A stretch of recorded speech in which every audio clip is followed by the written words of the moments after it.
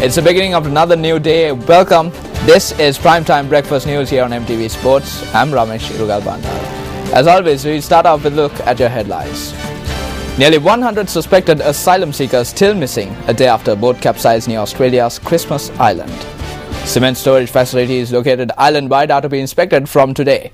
A Syrian fighter pilot granted asylum in Jordan after flying his plane to a military airbase in the country.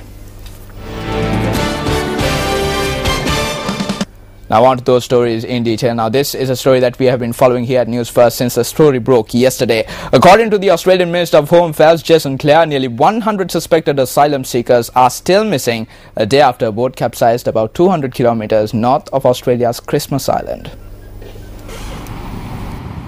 According to the Australian Minister of Home Affairs, 4 more ships and 3 aircrafts have been dispatched to aid in the search operations.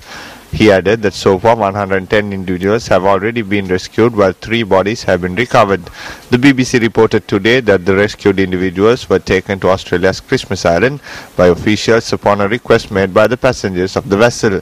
The Indonesian Navy has also joined in the search effort to rescue the passengers of the capsized vessel. The BBC, quoting an Indonesian official, stated the passengers on board the wrecked vessel were Sri Lankan. Western Australian Police Commissioner Carlo Callaghan informed media yesterday that 75 individuals were feared to have drowned in the accident.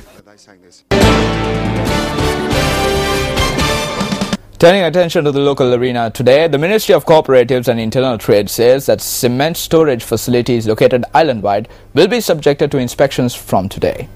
Ministerial Secretary Sunil Sirisena said the aim of this exercise is to prevent substandard cement entering the market. Officers of the RAIDS unit in the Consumer Services Authority will participate in these inspections.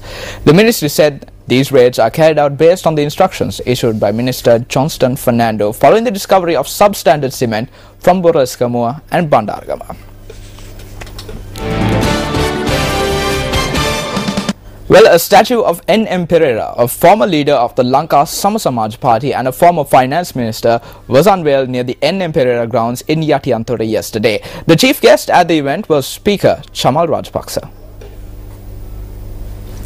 A CD produced by the N.M. Pereira Commemoration Foundation was presented to the Speaker at the occasion. A group including Senior Minister Tissa Vitarna and Deputy Minister H.R. Mitrapala were present at the occasion.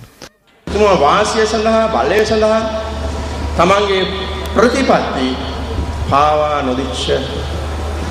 He was a person who did not betray his principles for personal benefits. Today we see politicians saying various things on various occasions to gain power, but the people too fall for this without looking into the truth. N.M. Pereira was a politician who established the principles he believed in and lived upon them until his death. විද්‍යාත්මක සමාජවාදී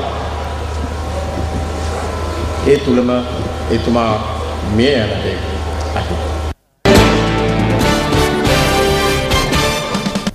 The Inter-University Students' Centre convened a media briefing yesterday. Attention was focused on the rising issues in the university system during the briefing. දැන් මේ මොහොතේ ලංකාවේ පාරවල් වල ඉන්න විශ්වවිද්‍යාල ආචාර්යවරු මහාචාර්යවරු. Now it is university lecturers, professors, students and university workers who have taken to the streets. We would like to ask the government how they expect to create a student who sees beyond the horizon in such a backdrop. By now the universities are closed for 2 weeks. University students have become helpless as we cannot carry on academic work. We urge the government to immediately respond to the situation. විශ්වවිද්‍යාලවල මතුවලා තියෙන තත්ත්වය සම්පූර්ණයෙන් පාලනය කිරීම සඳහා ආණ්ඩුව වහවහ තමන්ගේ ප්‍රතිචාරය දැක්විය යුතුයි. Before moving on to news from the international arena, the president who is attending the UN's Rio Plus 20 Environmental Summit engaged in bilateral discussions with several heads of states yesterday. බ්‍රසීලයේ රියෝ ද ජනයිරෝ නුවර පැවැත්වෙන Rio විශ්ව පරිසර සමුළුවට සහභාගී වීම සඳහා පැමිණ සිටින ජනාධිපති Mahinda Rajapaksa. The president, who is currently in Rio de Janeiro to attend the Rio 20 Plus summit, engaged in bilateral discussions with several heads of states yesterday. This include the heads of states of India, Nepal and Montenegro. Prior to the bilateral discussions, a personal meeting between Indo-Sri Lanka leaders were also held. The long-standing relations between Sri Lanka and India was the focus of the bilateral discussions. During the discussions, Indian Prime Minister Dr. Manmohan Singh stated that he will not allow Indo-Sri Lanka relations to be damaged at any cost. The discussion also focused on the 50,000 houses that are to be constructed in the north and east with the aid from India. Accordingly, measures will be taken to commence the construction of these houses soon. ගුවන් සේවයේ මගින් අදාළ ගුවන් ගමන් නුදුරු දිනයකදීම ආරම්භීමට නියමිතව තිබෙනවා. Starting things off with some cricket news this morning, Bangladesh beat Zimbabwe by 6 wickets in the fourth match of the Zimbabwe Triangular 2020 series. Zimbabwe scored 149 runs batting first. Now the Bangladeshis reached the victory target in 17.3 overs. However, Zimbabwe still lead the points table with 8 points, followed by South Africa and Bangladesh, who have scored 4 points each.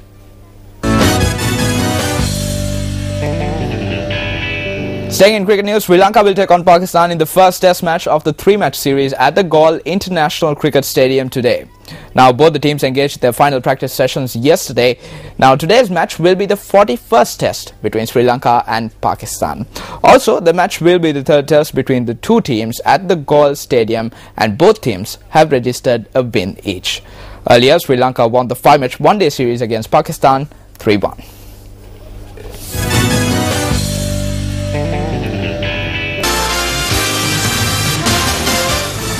Let's now take a look at the day's exchange rates.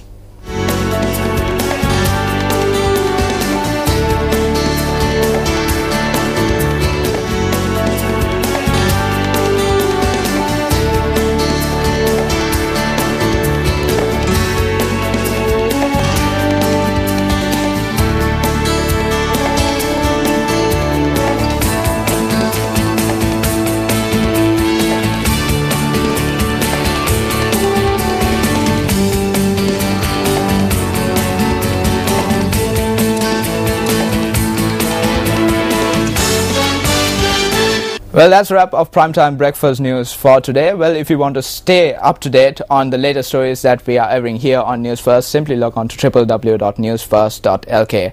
I'm Ramesh Bandara for the News First team.